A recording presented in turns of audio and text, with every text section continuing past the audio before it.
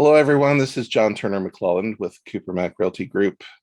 We are here today with Anna Kurian, the Senior Director of Marketing and Communications at the North Texas Food Bank. Anna, good morning. How are you? Good morning, John. Thank you so much for having me. It's great that you're here today. I wanted to talk a bit about the North Texas Food Bank, um, different initiatives it has going on right now, so all of our viewers can know how to help out and give back to the community. Um, what do we have special going on right now for the food bank? Well, at the food bank, we talk about September being the month to remember because there's always something happening. September is Hunger Action Month, so there's constantly events, campaigns that benefit the North Texas Food Bank. So I'd love to kind of talk to you guys about some of those and some of the special things that are going on. So your viewers are here in North Texas, and I'm sure, like me, they're excited about the State Fair of Texas. And not many people know that the North Texas Food Bank's largest canned food drive is actually at the State Fair. So this year, on the very first Friday, which is September 24th, if you bring 2 jars of peanut butter, you will get in for a $10 admission, which is a wonderful deal. And obviously, it benefits a good cause. And then every Wednesday after that, if you bring in 5 cans, you'll get in for $5, which is the best deal available. We are there collecting cans at all of the gates, and we really appreciate the community support that we receive for that. Cool. Yeah, I didn't even think about the state fair coming up that soon either, because it's Yeah, always hot when it it's starts. it snuck up on us for sure, but we're really excited about that. And then, you know, I mentioned kind of September being Hunger Action Month. So our website, ntfb.org, has a ton of different resources. And one of those is what we call our Hunger Action Month calendar. And it basically just shows ways that you can get involved.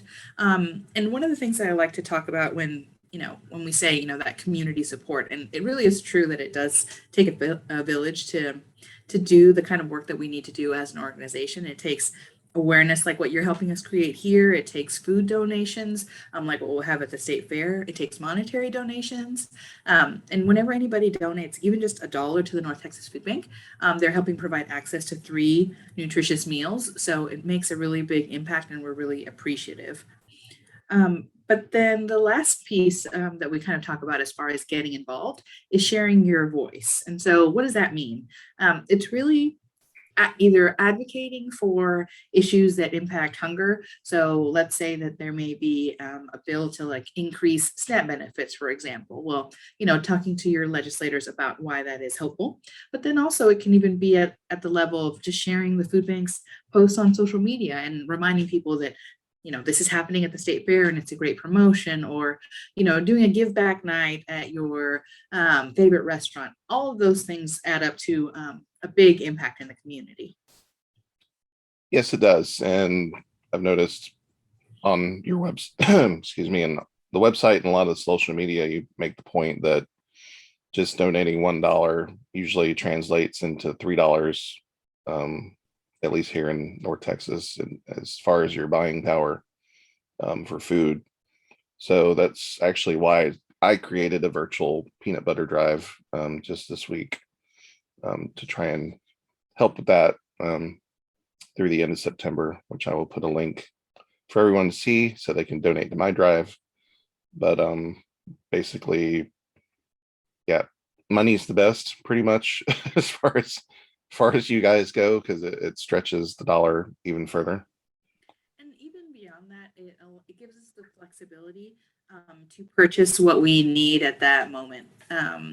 You know, Different communities might need different kinds of food. So whether it's physically purchasing snack bags for our food for kids items, or allowing us to have the gas that our trucks need in order to like operate our fleet, donations really do kind of help us make a difference. But that does not take away the value of those donated food items, because especially when they're healthy food items like peanut butter or low sodium canned goods or canned protein, all of that donating those helps offset the cost of what we would have had to pay for them. So everything really helps. And even specifically when we talk about our peanut butter drive, the city of Plano is where that started, and it's kind of spread to Collin County, and it'll be spreading to other areas as well. No pun intended, using the word spread there.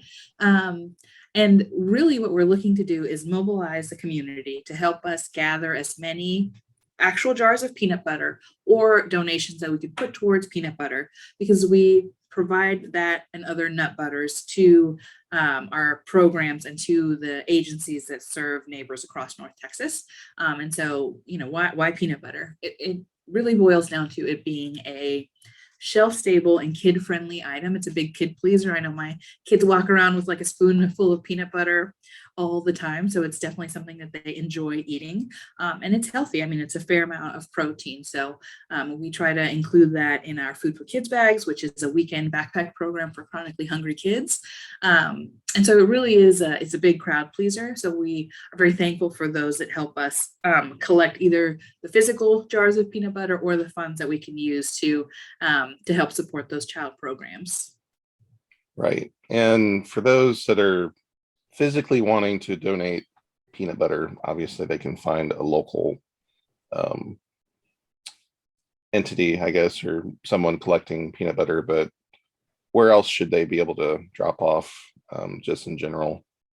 I would say that the best place to make that drop off is our Perot Family Campus, which is in Plano. It's at 3677 Maple Shade. It's right off of Coit and George Bush. You can see it across the highway. It is our massive facility. So come by, take a look, and if you're able, sign up to volunteer with us as well. You'll be helping to sort that peanut butter, and then after the state fair, all those canned food items that we're going to receive. So we really rely on the heart and the hands of our volunteers to help us meet our mission. And how much have donations been affected by the pandemic this year or the prior year?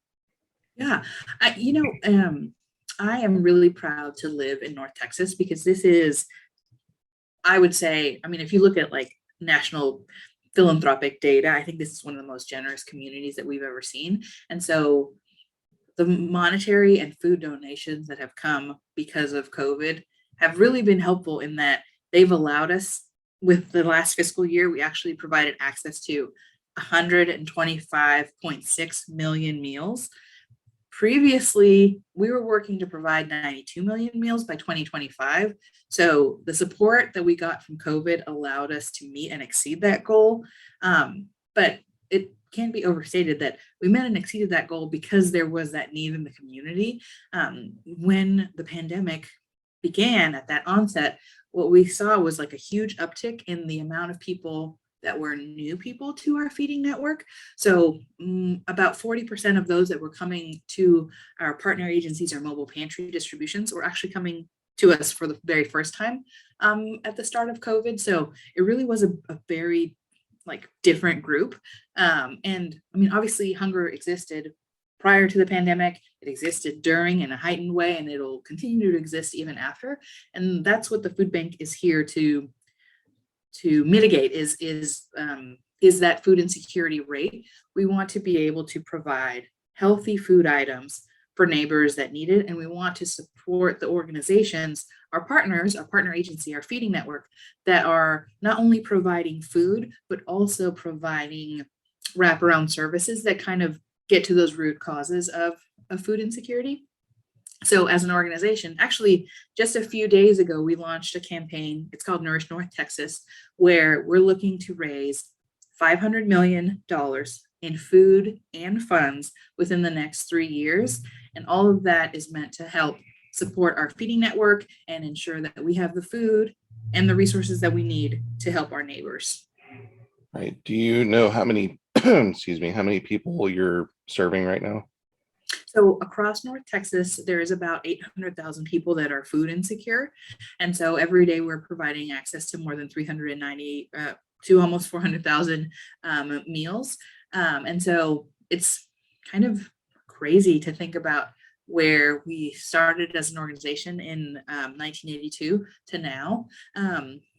at that time, I guess almost 40 years ago, we, in our very first year, provided access to about, or distributed about 400,000 pounds of food.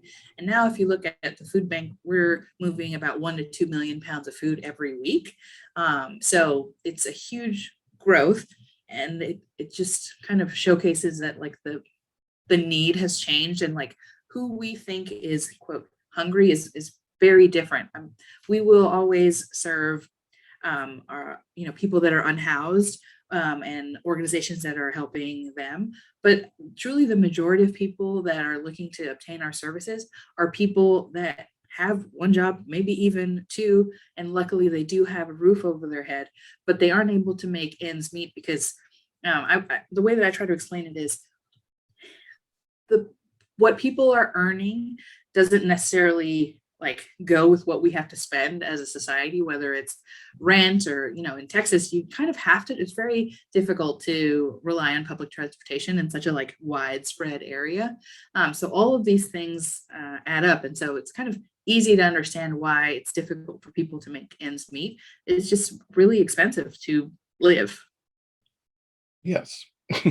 I would know that now as a realtor, just looking at not even just home prices, but rent prices. Been helping some clients try and move here from out of state and actually out of the country, and them telling me what their budget is versus what you can actually get. There's a large disparity now, and it's not something that is could have been seen coming, I don't think. And I think it's driven by the lack of housing, obviously. So the rent prices have gone up higher than they should be, and that affects people's ability to eat. Also wanted to touch on, I believe it's next week, North Texas Giving Day, which is a big, big event for organizations, nonprofits here in North Texas. You can touch on that. Yeah, certainly. So we have been proud participants of North Texas Giving Day from the very beginning. It's hard to believe how much the effort has grown. And so as an organization, we're excited, a little nervous, I am, to have the goal of raising enough funds to provide more than 3 million meals. And because we know that this kind of, it's necessary. We need the funds and we need the support to provide for those neighbors in need. So that's coming up next week. There's already early giving and scheduled giving. And so we're excited. It's we call it, it's almost like Christmas that day. We're just watching the leaderboard change. And we're just really thankful for those that have already stepped up to support our efforts. Because like I mentioned earlier, it definitely takes everybody coming together, whether it's food, funds, volunteerism, really any kind of support that people can provide to help us raise awareness is a big help. Yeah, I typically make my donations on that day too, so just because other people are matching. Is there any other events coming up, or by the end of the year that you can have going on? I actually wanted to touch on something that's really close to my heart that I'm excited to share. The food bank just actually wrote a children's book. It's called Hunger Bugs Me, and it is set in our garden, which is at the Perot family campus. We have a space called Jan's Garden. It was actually named after our late CEO, Jan Pruitt, who led the food bank for almost 20 years. And so that space is where you see these characters where there's these little bugs, and one of their bug friends, Butterfly, is hungry. And so they come together to make sure that Butterfly has enough food and that all the friends are able to share in that bounty. And it's kind of what the food bank does, is ensure that everybody around us has what they need. So that book is available on our website. It's ntfb.org/hungerbugsme. And you can also find a link to buy the book. It will provide 90 meals when you purchase it. And there's also free resources to download, including like coloring pages and kind of how we can talk to children about the issue of hunger.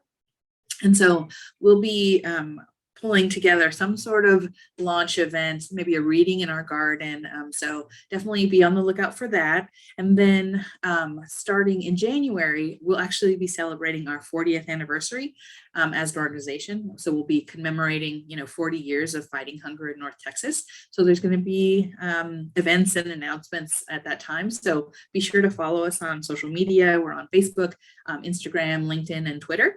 And we really appreciate you guys' support. Great. Well, we would definitely be doing that. I hope everyone watching will keep track of what's going on and make some donations either this week or through the end of the month, especially North Texas Giving Day next week. Anna, it was a pleasure having you today. Learned a lot more about the food bank that we need to learn about and keep top of mind. And I'd love to come back. Anytime. We can do this all the time. Great. Sounds good. All right, everyone watching, thanks for watching. This is John Turner-McClelland with Cooper Mack Realty Group. Everyone have a great day. Bye.